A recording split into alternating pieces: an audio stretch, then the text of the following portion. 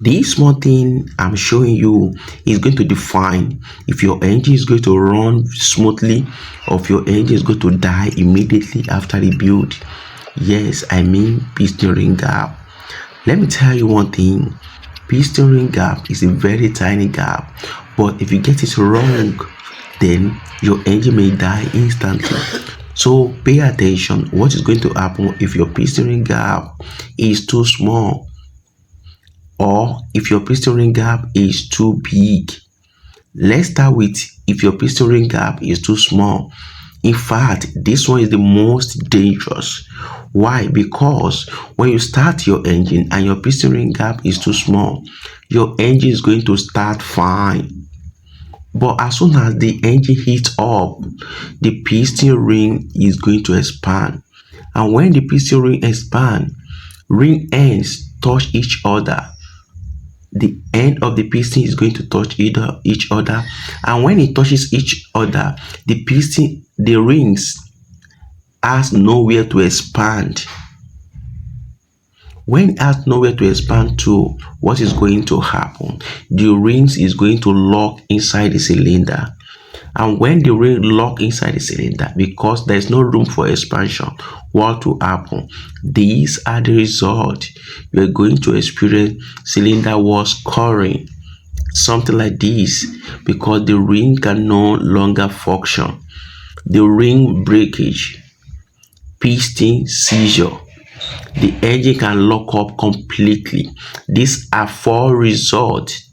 If your piston ring gap is too tight, you can see that this can happen immediately after your engine rebuild. So you need to ensure that you avoid this at all costs.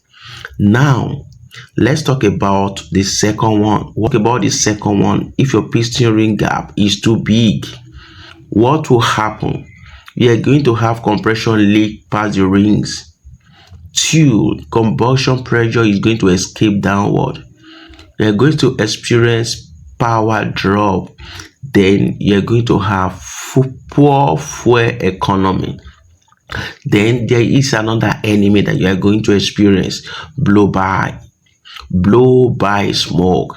When you have a blow by smoke, exhaust gas will enter into the crankcase, oil will get contaminated, and crankcase pressure is going to increase, and oil get pushes into the combustion chamber.